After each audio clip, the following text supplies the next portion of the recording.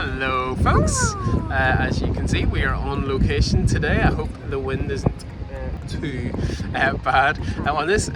Last week I did a podcast where I mentioned we are in the middle of this kind of prayer walk thing that we're doing, and this is halfway through, so we are currently out in location. The sun is out, which is nice. It's so gorgeous. It's gorgeous. Mildly windy, sorry Mildly about windy, that. but hopefully in the edit I can take down some of the wind. Anyway, listen, we want to talk to you a bit about rest today and the idea of rest. There is a verse in the Bible, we'll put up the reference, where Jesus says to his followers, he says, come to me, all of you who are knackered, basically, right? That's not the words he uses. And he said, come and I'll give you rest. He said, he'll say, walk with me, work with me, and actually you'll find a true rest. And we were just reflecting on that as we're walking today about how so many of us need rest, right? Whether you're a follower of Jesus or not, we just seem so busy, right? We got so many things going on, so many demands, and even if our bodies are rested, our heads aren't rested.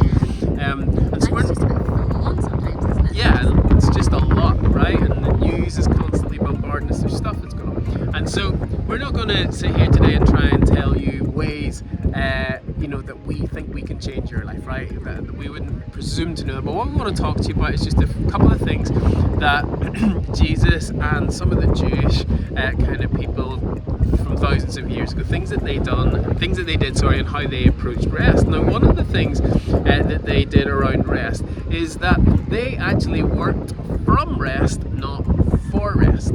Okay, so really simply, hopefully I'm going to start, clouds are about to come in, we're about to get wet, I think. But quite often what we do is, it's Friday, right? So all of us are kind of dreaming about Friday evening, where most of us won't have to work on Saturday, and we can we kind of work, and then we get a moment to rest. Yeah. Okay, so we're working towards our rest. That's what we're looking for. Well, the Jewish mindset was quite different. What they did is they said, hey, they actually started their days quite often in the evening. Yeah. And so the first thing that they did was go to sleep at the start of their day. It's why if you look at Genesis 1 in the Bible, it says then there was evening, then there was morning, the third day, right? It's because they saw it that way. So their day actually started with rest, and then they got up and got on with whatever work they had to do that day. From that place They worked of rest. from the place of rest. That was the mindset, rather than us who end our day with sleeping and we start the next day with getting up and working. And it was just that mindset, I think, was a change for them. The other thing that they had built into their rhythms was a Sabbath. Now you again, depending on where you've grown up, you may have heard talk of Sabbath. If you are a follower of Jesus, you'll definitely have heard of that. But quite often what we've seen Sabbath as, or what it's been displayed as in the West, quite restrictive, don't turn on your TV, don't work, don't walk, do whatever it is. But that wasn't at all what the Sabbath was meant to be. The Sabbath was a reminder to the people from God that they were no longer slaves. They were people who lived 400 years in slavery, never having a break, never being in control. And God would say to them, hey, take once a week where you stop, you remember that you're no longer slaves, that you were delivered from slavery, and focus on me, I'll give you true rest. And this was in their rhythm. And actually we think it's a really incredible rhythm, an important rhythm to recapture, this moment to stop. To actually, certainly for us to reflect on God, but to reflect on all that He's done for us. And again, that creates space and a mindset for rest. Yeah, and just give our bodies a chance to reset as well. It's the whole thing, just like proper rest.